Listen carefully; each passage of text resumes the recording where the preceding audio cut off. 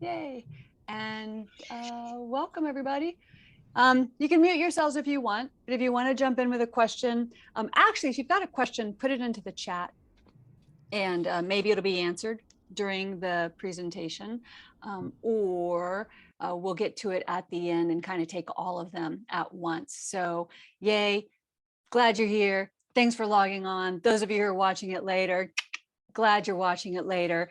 And we were just right before we hit record, we were talking about the 21-day summer reset challenge, the physical, like I guess, physical fitness challenge, and how hard it is. And but anyway, we're in week 2. So in theory, I guess it should get easier because we're getting stronger. That's what I'm going to go with anyway. But I was very grateful today when I pulled it up on my screen and saw that today was a rest day for the squats. So I'm excited about, I was very excited about that.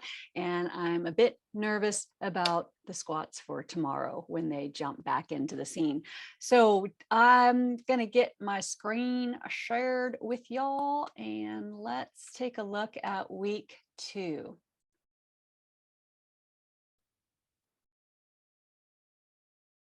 There we go. Okay. So today, or week 2 rather. Why does this always say my screen share is paused? I don't want it to be paused. Sorry, y'all. Give me a minute. I don't know why it does that. Let's try this again. There we go. Now it says it's sharing. Okay, so week 2.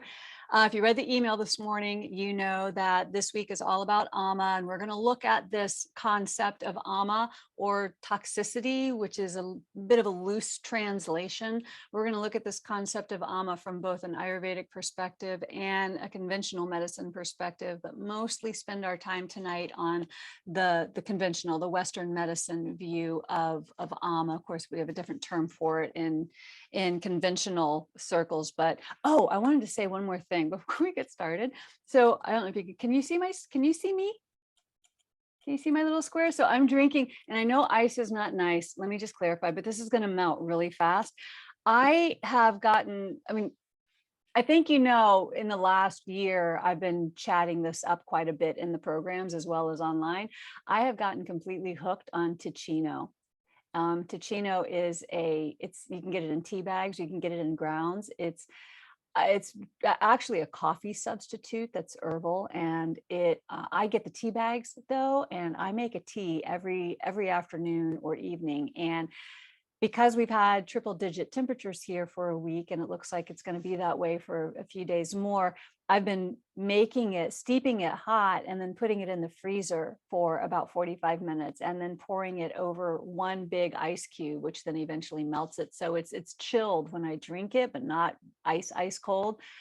I add a little bit of plant-based creamer to it, and I'm telling you, this is an iced coffee for me. I don't have to add, this is the vanilla nut flavored Ticino.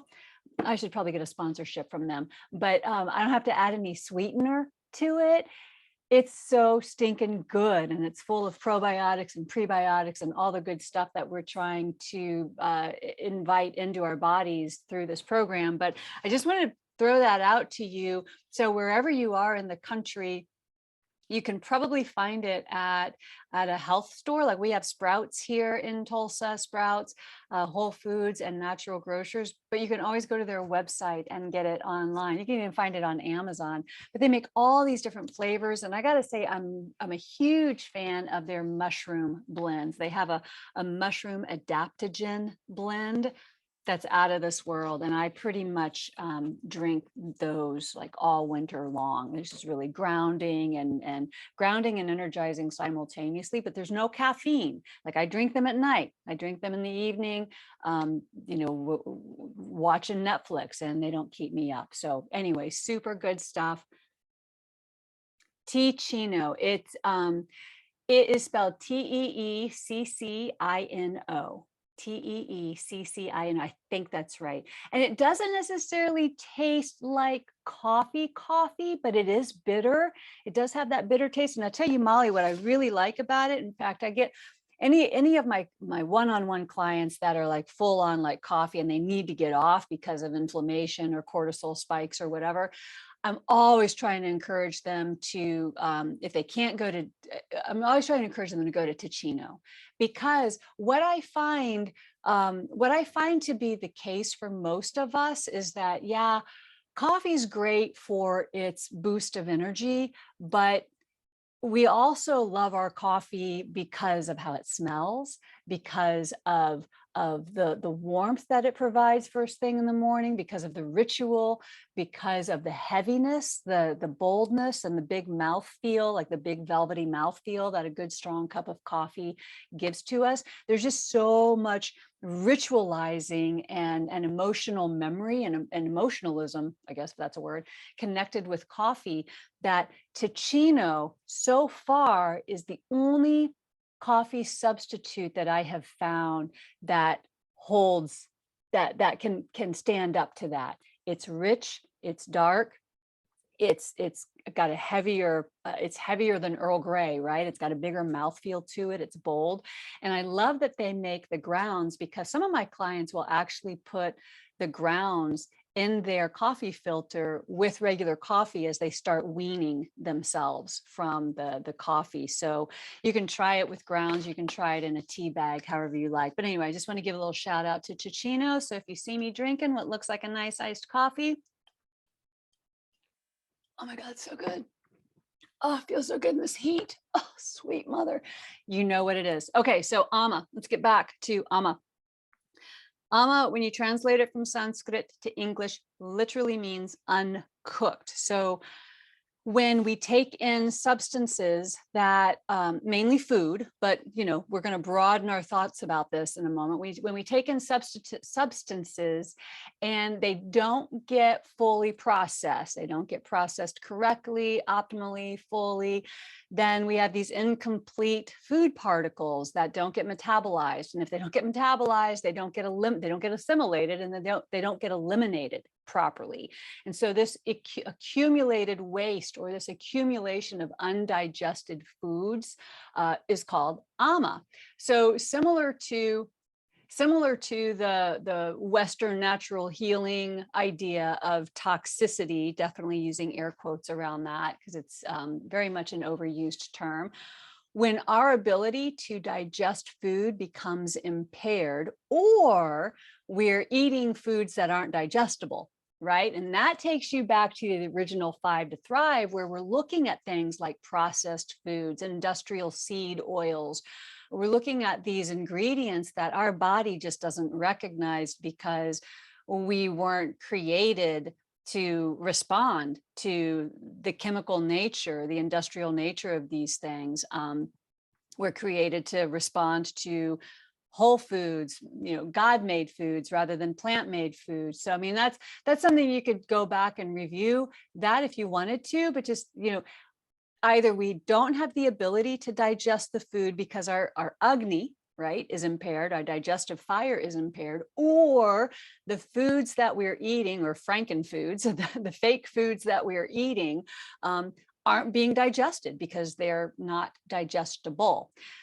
Then the body no longer absorbs the essential nutrients. And then we have all this undigested food that's just kind of lingering around and accumulating. And Ayurveda views ama as one of the most, if not the most threatening opponent to good health. These toxic byproducts, they, to use the Ayurvedic lingo, they clog the channels. And so think about that used to always confuse me in school. Like, what do you mean channels? So think about all of think about our digestive tract. It's a channel. It's like almost like a tube, right? Starts here, ends down here. Digestive tract. That's a channel of digestion. We have respiratory channels. We have channels of elimination. Another word we could use for channel would be pathways. We have digestive pathways, respiratory pathways, elimination pathways. Our blood vessels are channels. I mean, a river runs through it, basically, right? From the yogic perspective, our nadis are channels. For the yoga students and teachers out there, the 70,000 plus nadis of these energetic channels that we have in our body. The nadis are also channels. So these these byproducts of, or this byproduct of this undigested food stuff clogs our channels in the body. And so this is how it shows up. Now, you saw in the email this morning, there was a little AMA questionnaire that identifies some markers that tell you, yeah, okay, I'm kind of sluggish, I've got some AMA. Another way we see AMA is on the tongue. And you all, this is old school for you, old hat for you, you know this already. But on the left, you've got, you've got a tongue that's fairly thick and plump. It's definitely a kappa tongue, and it's covered with white. The picture doesn't really do it justice. It's really, really covered. Like that would be a level 3 on your 1 to 3 scale. Lots of inflammation in this body, and lots of not great food choices. I mean, she was eating really well. Like if you would, from an outsider's perspective, it's like she's eating out a lot. She's eating at all the great restaurants. She's cooking at home. And buying great ingredients, but she's eating too much too late, and she's eating a lot of heavy foods, a lot of rich cream sauces, a lot of meats, a lot of dairy, a lot of gourmand type foods that you might associate with maybe French cooking. And her body just was like, I'm not processing this anymore. The tongue on the right, that's more of a pitta tongue. You see it's kind of pointed. And it's interesting because her imbalance was very pitta as well. The coating on her tongue was quite yellow, kind of startlingly yellow. And she's got a pretty significant crack down the middle, but that's another topic. But this is how AMA shows up kind of in the extreme on our tongue.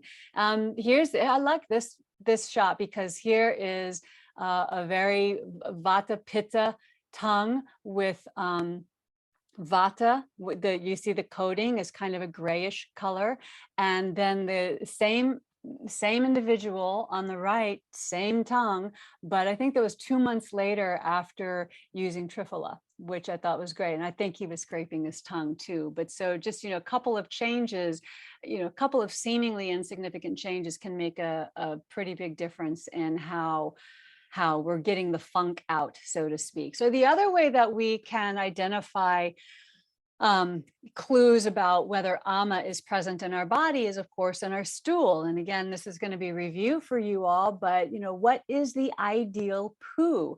Of course, the ideal poo is we're having a bowel movement every day, ideally within 45 minutes of waking up, even earlier if possible, but certainly within 45 to 90 minutes of waking up.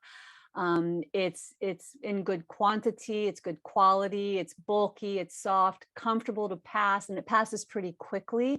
Like sit down on the toilet, boom, there you go. There's no straining, no waiting, no tapping your feet, no reading the magazine, like, oh, when are we going to get to this?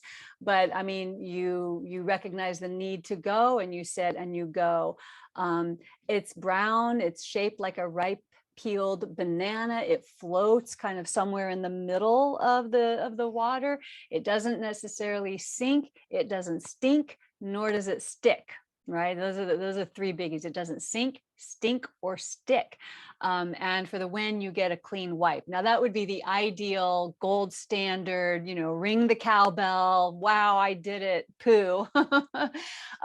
But so constipation is medically defined from the Western viewpoint as passing stool less than 3 times a week or in low quantity. So less than 3 times a week. That definitely constipated. Now Ayurveda would say if you're eating every day and drinking water every day, but you're not having a bowel movement every day, then Ayurveda says you're constipated, and we need to take a look at that. You want to pay attention to transit time and regularity. So transit time is the time that it takes for a meal to pass through your mouth and out the other end. 30 hours is typically the average, but 18 to 24 hours is ideal. And of course, the best way to assess your transit time is to eat beets one day and see how quickly those beets pass through you. So having a regular daily bowel movement, of course, is critical, especially as we're working so diligently on stimulating our liver and getting things moving out of our liver and helping our liver to properly detoxify. The liver is one of the primary organs of detoxification in our body. And all of that excess crud that it's trying to move out, excess hormones, estrogens predominantly, chemicals from medications, foods, emotions, it's trying to make blood cells, all the stuff that it's cleaning up and trying to dump out. It really needs, it's going to dump it out through the colon. And if our colon is backed up, and we're not having daily bowel movements, then all that stuff, and for our purposes, let's talk estrogens for a moment, all of those excess estrogens and hormones are just going to come back and get recirculated back into the body. And that's a setup for a lot of those menopausal symptoms, among a whole host of other conditions, but definitely, thinking about 5 to Thrive, definitely a setup for the menopause symptoms. So let's see, next slide. So how AMA shows up. Now, remember, if you're not digesting for whatever reason, Agni is impaired would be the primary reason. If you're not digesting for whatever reason, then it's, what am I trying to say? Then it's lingering around the ama, the uncooked stuff that's not been digested, because either Agni is impaired or we're eating things that aren't digestible in the first place. Then the uncooked stuff, the protein particles, ama sticks around, it's lingering, and it shows up like blemishes on our skin, dull skin, eczema, psoriasis are also examples of this. Foul smelling sweat is an example of this. It shows up as maybe swelling and redness in our joints, heaviness in our legs, aches and pains in our joints. I mean, the whole arthritis is a lot of ama in the joints. With regards to digestion, feeling heavy, bloated. You saw this in the email this morning, feeling really, just heavy, bloated. Gas, halitosis is a great sign, not a great sign, but is a sign.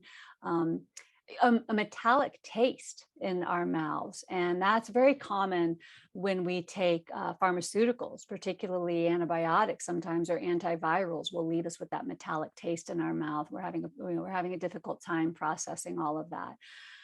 When it comes to motivation, ama shows up when we're weary, we're lethargic, we don't have that zest for life anymore. We're unenthusiastic. Everything's kind of like wah, wah, wah. We saw a lot of that during the pandemic, and we just got whopped upside the head with a big bucket of mental ama, like, staying up too late, watching too much TV, binge watching all the shows, and not getting our social connection that we know is so valuable to us. And how about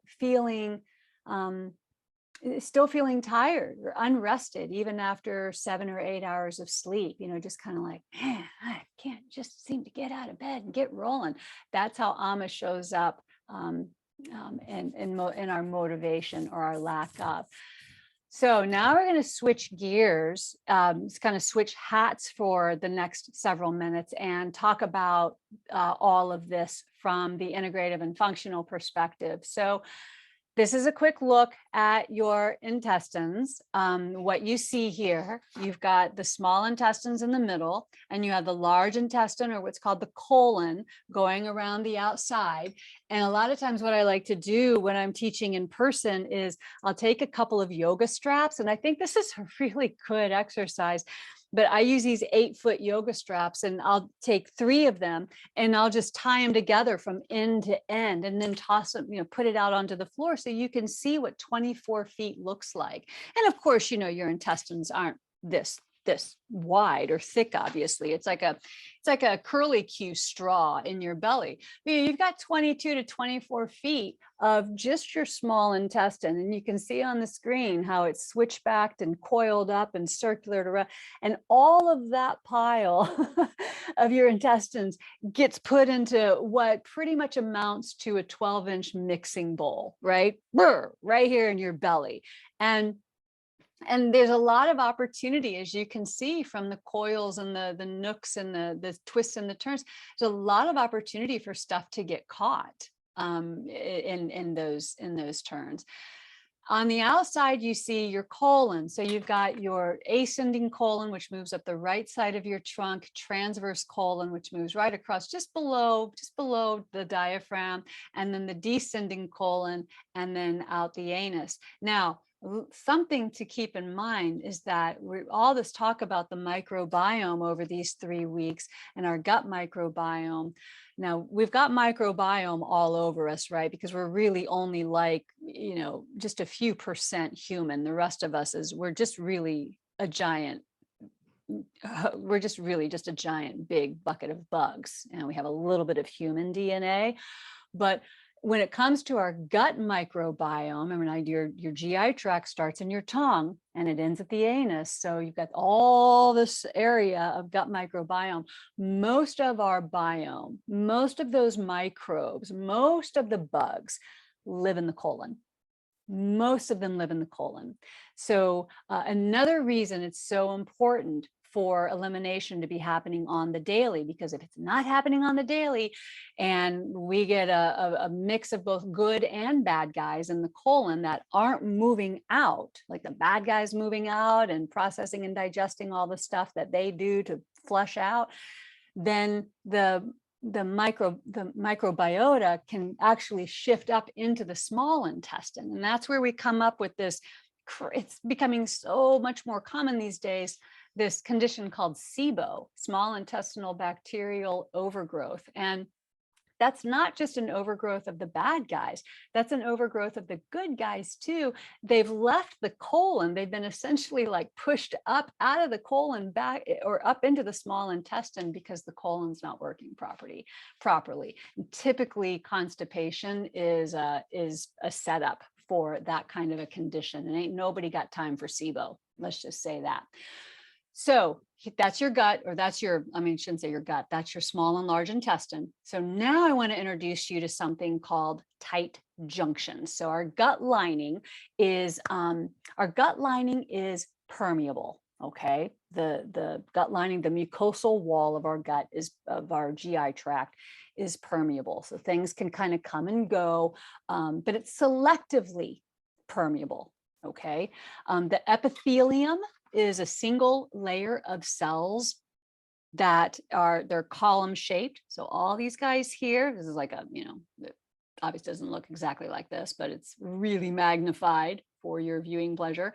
All of these columns here line the inside of the GI tract. These column-like cells, they're tightly bound together, and they're referred to as intracellular junctions or tight junctions. Oftentimes, we just call them TJs, the tight junctions. Now, these tight junctions, they act as crossing guards, so to speak, kind of like border guards, so to speak. They regulate the permeability and they maintain the integrity of the epithelial layer. So I want to say this, just on the other side of the epithelial layer of your mucosal lining, of the whole lining of your gut, lies your immune system, lies what's called the gut-associated lymphatic tissue. You've got another layer of cells, that's your immune system.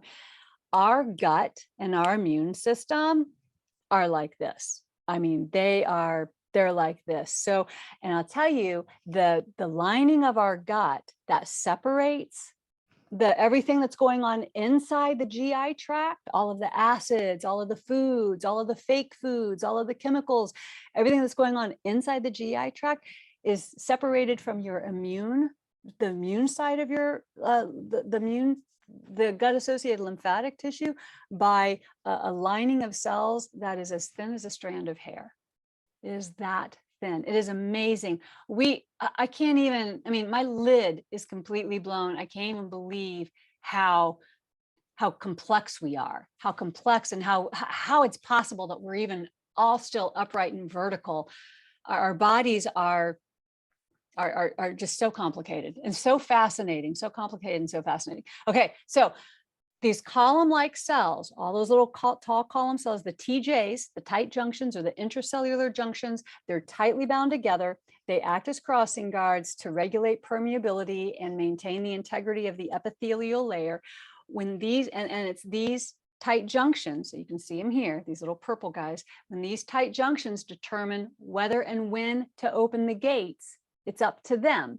But these gates, they're opening and closing, they're being remodeled, they're being repaired all the time on their own. I mean, our gut is just constantly programmed to take care of itself. It is a very dynamic scene down there in our small and large intestine. So they open the gates for nutrients, they open the gates for ions, they open the gates for water, and they keep out the products and the ingredients that aren't meant for absorption, but rather are meant for excretion. Okay, stay with me. We'll leave the screen in a minute and get to some real applicable things. But that what you see on the screen, intestinal hyperpermeability. Let's break that down for a moment. Intestinal, we got that, small and large intestine. Hyperpermeability. So hyper we know is too much. Permeable, that's like too porous. Permeable, hyperpermeability. What does that sound like? It sounds like leaky gut. Intestinal hyperpermeability is a condition in which the gates, the tight junctions, the crossing guards, they're compromised. They've been compromised. Undigested stuff like the dietary, the proteins, the fats, bacteria, parasites, fungi, all this stuff can pass through the gates, triggering inflammation and triggering immune system responses. So all that junk that's passing through the mucosal lining because it hasn't been digested or the body's not able to digest it, what's that sound like? It's ama. It's ama. This is where like Ayurveda, like modern medicine is like finally catching up with Ayurveda, because all this stuff about the gut and the microbiome is really just in the last 20 years. I mean, it's insane. We didn't have leaky gut 30 years ago. Ain't nobody had leaky gut 100 years ago, but we do now. Anyway, so leaky gut. I think it's a fairly common. I mean, a lot of people, even if they've not been diagnosed, a lot of people are like, I got leaky gut. I mean, it's because they feel bad. So it's an assumption that they have leaky gut. That's not always the case, but it's become a catch-all phrase. Leaky gut has become a catch-all phrase for basically digestive drama and digestive distress. So let's take a look at some causative factors of things that would affect the integrity of the intestinal lining. Okay, first of all, NSAIDs, right? Non-steroidal anti-inflammatory. So we got aspirin. Here's the top 3 most common NSAIDs: aspirin, ibuprofen, and naproxen, which is Aleve. So aspirin, ibuprofen, and Aleve. And then Celebrex is another one. That's the 4th one in the list of the top that are like really do damage on our gut lining. Chemotherapy, I think that goes without saying. I mean, you know, what do? You go through the chemo and then you do the best you can to repair and try to revitalize your microbiome. But if there's a way to avoid aspirin, ibuprofen, or Aleve, let's find a way to avoid it.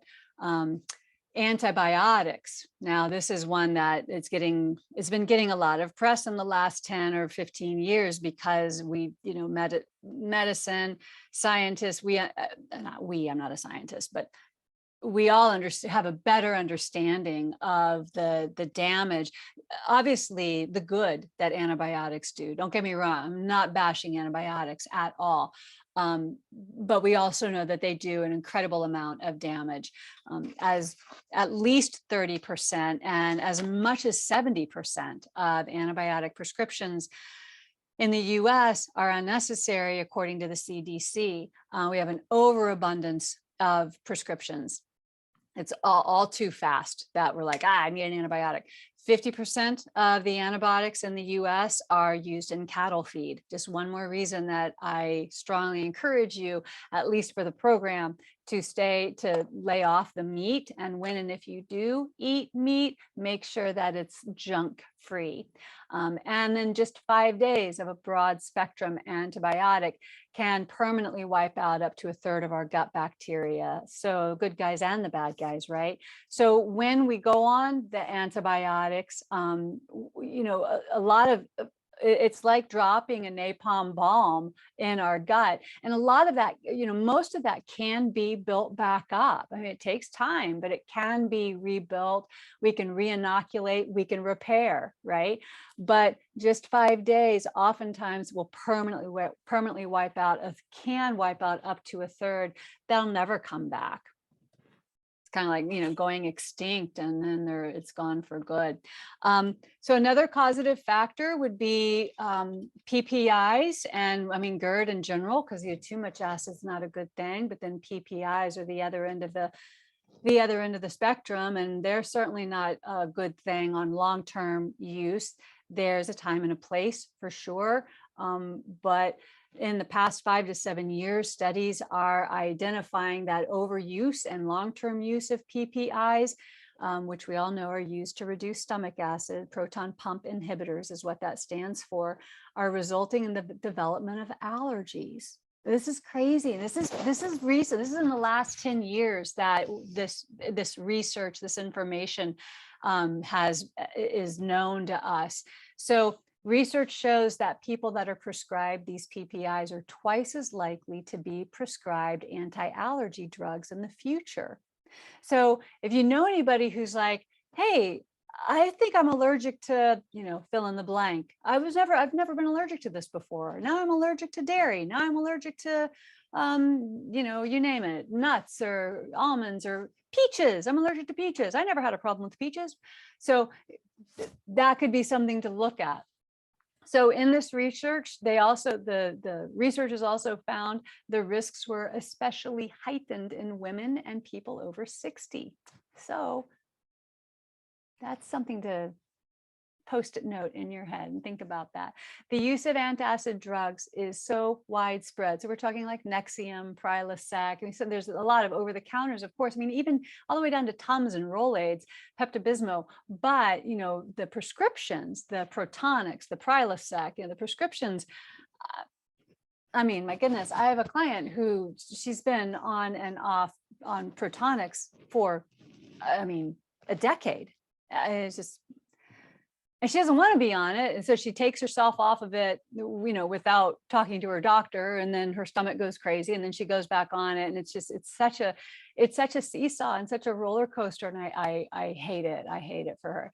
But the use of these antacid drugs is so widespread and so common. People are often prescribed these medications for months, even years. But studies show that potential allergic response can be brought about in as little as 6 days worth of acid reducing drugs. 6 days. That's crazy. I love this tea. Of course, poor diet. And that's what 5 to Thrive and the 21-day reset is about.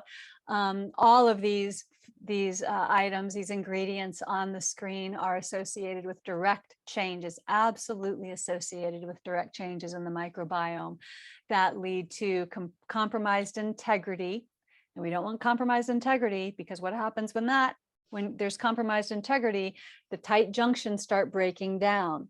And the crossing guard arm starts being all loopty-doopty-doopty and letting any old thing in and out of your GI tract.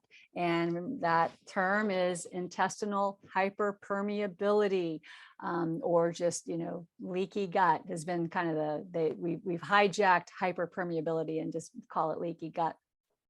Industrial and processed foods in particular have been absolutely shown to reduce gut integrity and increase hyperpermeability. And I know it's hard. I know. I mean, I could take a picture of what's in my freezer or what's in my refrigerator right now, and it's not all just eat the rainbow, but I know it's hard, but we can do, when we know better, we do better, right? Who is that? Maya Angelou? When we know better, we do better. So our biome, our microbiome needs diversity. Oh, wait, let's talk about stress. Stress. So, and this also harkens back to 5 to Thrive, because remember, the underlying causative factor in our hormone imbalances, or the symptoms, the signs and symptoms of our hormonal imbalances, stress is a biggie. I mean, it's just a constant there.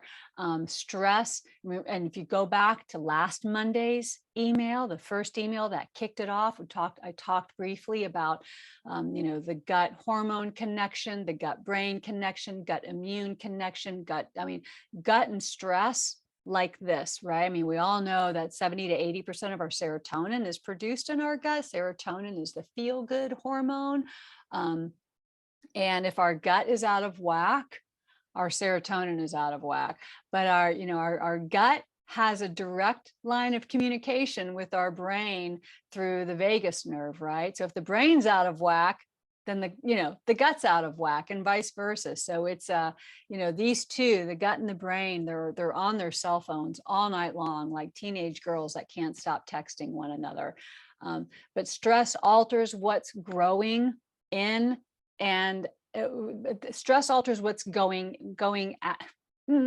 stress alters what's growing in our gut, and it changes the garden soil. Stress alters what's growing in our gut, and it changes the garden soil, basically. It challenges the immunologic and neurologic signaling, right? So stress challenges the signaling to our brain. And it can actually change the integrity of those tight junctions. Remember those cells, the crossing guards. The stress can change the integrity of those crossing guards. We need to take stress much more seriously, and stop wearing it. I think I'm preaching to the choir. I don't think you all do this at all, but we have friends, we have colleagues, we have people in our lives that wear stress like a badge of honor. How are you today? Oh my God, I'm so stressed out. I'm so stressed out. And we really need to just put a full stop to that. Stress is a killer. It's absolutely a killer. We've got to take it seriously. So our microbiome needs diversity to be healthy. And how do we generate a healthy microbiome? We eat the rainbow, right? And so it's more than just a hashtag. It's actually a visual testament to eating the diverse abundance that Mother Nature has provided for us. There's a really terrific study. In fact, it's a long-term, I can't remember what it's called off the top of my head, but there's a really terrific long-term study going on gut microbiome globally. And the director of this study, this quote comes from him: "The American digestive tract looks like barren deserts compared with the lush tropical rainforest found inside of indigenous people," because he's following the Hazda tribe, Hazda. It's a really fascinating story. The Hazda tribe, they're in Africa. They're a nomadic tribe. They move with the seasons. They eat from the earth. They eat meat in the winter when it's available. They eat predominantly fruits and vegetables, berries, nuts, things like that. They eat approximately 100 grams of fiber a day. 100 grams of fiber a day. And I think an American, we eat about 15 to 25 grams of fiber, maybe 15 to 20 grams of fiber a day. They eat the diversity of plants in their diet. And you can say, well, yeah, but they're a nomadic tribe. Well, yeah, they're working hard for their food. We've got Whole Foods right up the road. We have an opportunity to be a little more diverse than we are. So I really am a big advocate and proponent of farmers markets, and exploring, first of all, getting to know your farmer, getting to know your rancher, especially if you're going to eat animal protein, know where it's coming from, know where it's grazing, know how it's being raised, and know that it's no junk. and feel good about that. No shame at all in that. But get to know your farmer, get to know your rancher, and get to know the produce as it comes in and out of season. You know, I mean, there's a reason grapefruits aren't available, or well, they are available, but there's a reason grapefruits only grow in certain times of the year. There's a reason that, you know, acorn squash is prolific at a certain time of the year. So what the studies are showing us about the Hasda tribe, and we're seeing it broadening out, is that our microbiome actually shifts with the seasons if we're eating with the seasons, right? So anyway, it's really fascinating research, and you can look it up if you'd like. You just Google Hasda tribe, Hazda, and gut health or something like that, and you'll get pages and pages and pages of this really interesting story about this tribe. So plant diversity, this is what it's all about for us in these 3 weeks. We're aiming for, 10 different plants a day. Gosh, if you can get 20 different plants a day, that'd be great. Some of the gut researchers are saying, hey, let's aim for 30 different plants a week. That's how we'll begin creating a very diverse environment. You can really get hardcore and competitive, and 50 plants a week, but keep in mind that it's not all just celery and zucchini, right? I mean, plants are found in our grains, they're found in the legumes, they're found in all of our fruits. Seaweeds are plants, fungi, mushrooms are maybe not technically a plant, but they qualify, they carry fiber.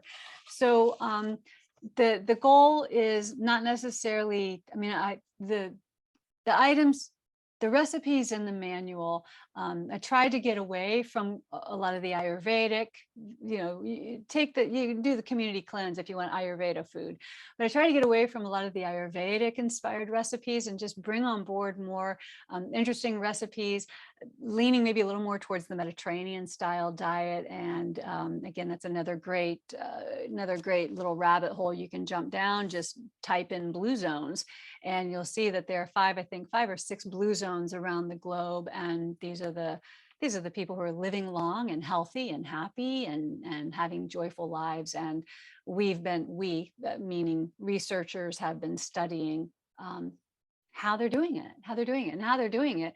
There's actually a blue zone in the United States. Anybody care to guess where the blue zone is in the United States? It's in California, but I can't remember where. Yeah, Loma. Is it called Loma Linda? Oh, Loma? yeah. Yeah. And it's the Seventh Day Adventist. Is that right? Seventh Day Adventist. Yeah. So I mean, it's doable. I mean, yeah, it'd be great if we all lived in, on the Mediterranean in Greece or something, or Italy, but we can achieve a blue zone style lifestyle, diet and lifestyle here in the States as well. So before we close this up, I want to say a quick word about mental ama, because if you remember back at the beginning when I first started talking about ama, this uncooked, unprocessed, undigested stuff that lingers and accumulates in our systems. We're focusing so much on the gut right now for obvious reasons. It's a summer reset, and it is about increasing our plant diversity and increasing our microbial diversity. But mental ama is a thing, right? Mental ama is for real. We know there's a gut-mind connection. The evidence is abundant.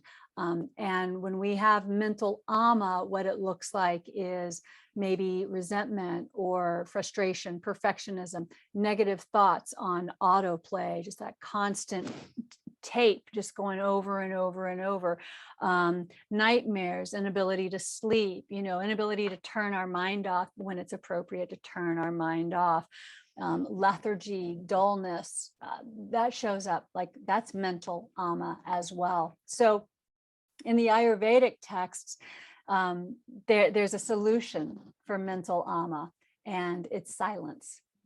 It's like, well, just as we would take, if we have, you think back to those first 2 tongues that you saw on the screen that were like really thick and heavy coated, a tongue that's that white, my first protocol is you need to take a day off from eating.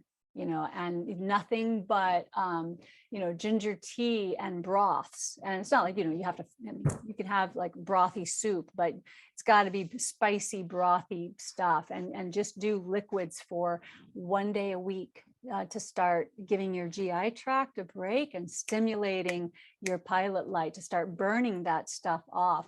So just as we might fast 1 day a week, or we might experiment with intermittent fasting, which there's a whole slew of evidence on the powers of intermittent fasting and the benefits of it. So just as we might fast for our gut health and ama, we also would fast for our mental health. So that's Ayurveda remedy number one, is take a day off of zero stimulation. Might not be doable for everyone, but if you can go in silence once a month or once a quarter or maybe once a year, doesn't that sound lovely?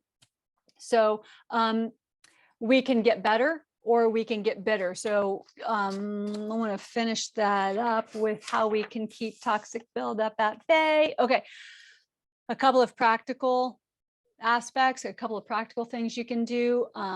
Self-inquiry is one way to start reducing mental ama. Therapy, talk therapy is great. I'm a big fan. Discipline in your self-care. And discipline in your self-care, in the same breath, I can say discipline and boundaries and discipline and saying no, which that's all of those, that concept, those concepts are all in your journaling prompts this week. Just establishing structure and a lot of setting boundaries, but then having the oompa to, stick with them. Time in nature. And then, of course, the mental fasting could be silence, or it could just be a digital detox, one evening a month or one evening a week, even no screens at all. And then we can also implement the 4R approach or the 4R program with mental ama. We can remove the triggers, right? Don't watch TV late at night. Be mindful of the music you're listening to, remove the harsh lights, even harsh lighting, especially in the summertime. Remove yourself from toxic relationships or toxic at work environments. Replace with good conversation, uplifting music, inspirational music, maybe kirtan or chanting or class, whatever works for you, bossa nova, whatever. Time in nature is replacing with the good stuff. And of course, silence is replacing with the good stuff. And then we can re-inoculate and repair kind of simultaneously. And this would look like maybe taking some outside support, maybe Brahmi, right? Brahmi is an herb that is, it's kind of our go-to brain herb. Ashwagandha would be another adaptogenic herb that helps to reduce stress. Passion flower. Oh, and I want to say something about lavender. Lavender oil is being studied, has been and continues to be studied as extremely studied and found to be extremely effective as an anti-anxiety. And I think we know that, I put lavender essential oil in my body oil or in my diffuser and I feel good, or I put it on my eye pillow and it helps me sleep at night. And that's all accurate. That's all valid. You can find over the counter, there are capsules called Lavella, Lavela, Lavella. And this is the product that the studies are being done on. It's an OTC, I think Theragenics is the name of the brand, but all kinds of research is being done on this product in general with regard, or it being product on this product in particular, rather, not in general, in particular around anxiety, around easing depression, and around sleeping.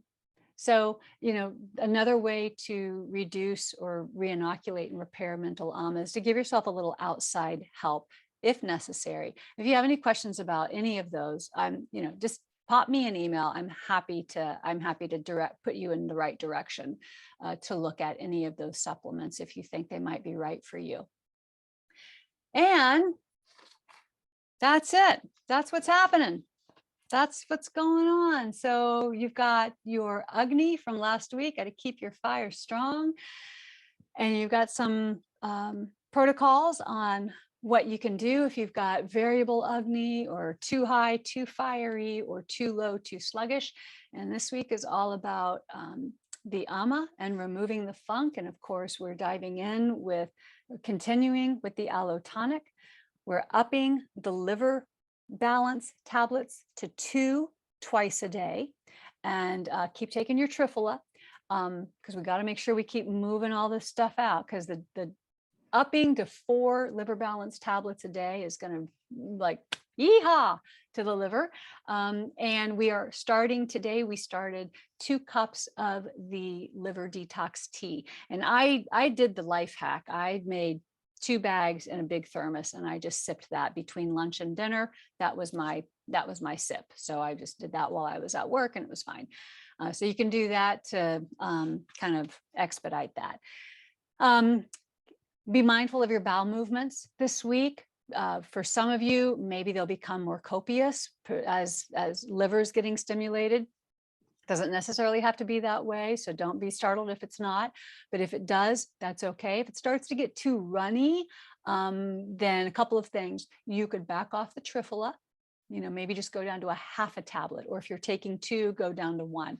But you could lighten up on the triphala and see if that doesn't help you out for a few days, because I don't want you to have diarrhea just because your liver's being, completely stimulated. So we can find the balance, and it won't take long, maybe a day, to figure out the right dosing for everything. But yeah, there you have it. Thanks. I'm going to open it. Does anybody have any questions?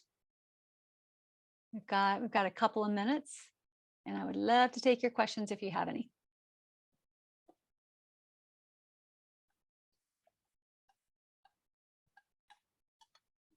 Yum. Okay, well, then we'll log off, and I will get this recording downloaded and sideloaded and uploaded and all the ways, and probably get it out to you in the morning. So thank you so much for logging on, and I hope the information was interesting to you. I hope it was, oh God, light.